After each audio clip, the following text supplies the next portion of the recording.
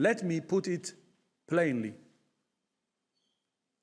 If the current funding model continues, WHO is being set up to fail. The paradigm shift in world health that's needed now must be matched by a paradigm shift in funding the World Health Organization. All right, let's speak now directly to the World Health Organization, and Imre Hollo, who is the Director of Planning, Resource Coordination and Performance Monitoring at the WHO, joins us now live from Geneva. Welcome to the programme.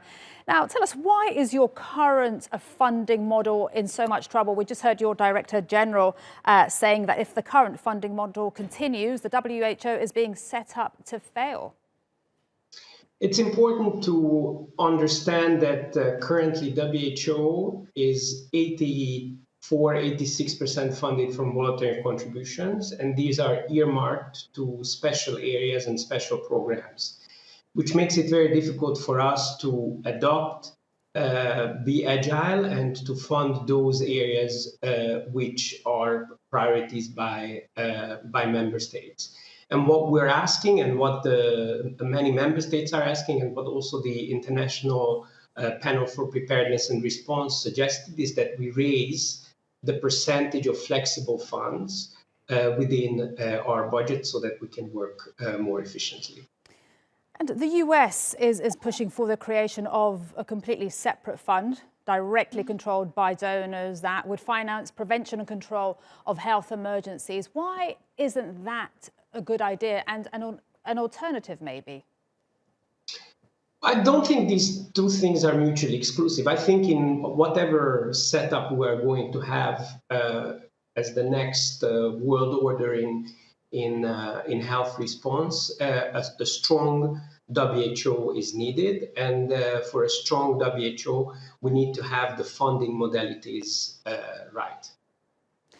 And so you say 86%, is voluntary. You could have two setups, also this one proposed by the US. But what is at stake for everybody if you don't get the funding reforms and the amount of money that you need?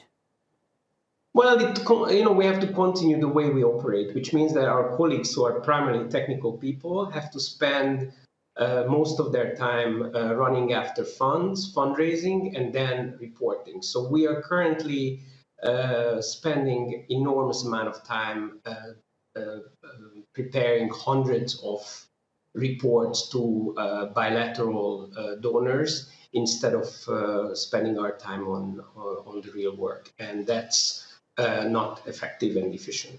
And Imre, I know you work with so many diseases, but with regards to COVID-19, do you really think global cooperation against COVID is still possible, given what we've seen over these past years? I think we have no choice. We have to do that.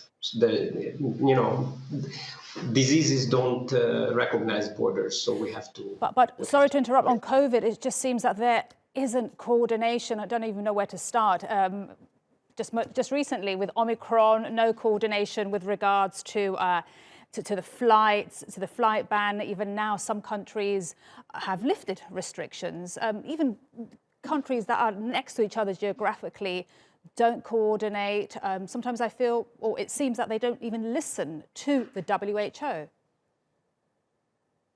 Well, I think that once this pandemic is over, we really have to very carefully evaluate what worked, what didn't work, and we have to make sure that we're going to do better when the next pandemic hits. You probably know that there's been a lot of reviews already happening.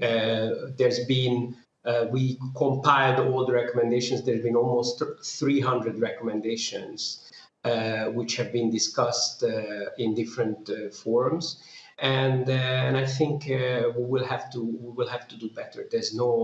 The world has no choice. We can't afford not to cooperate.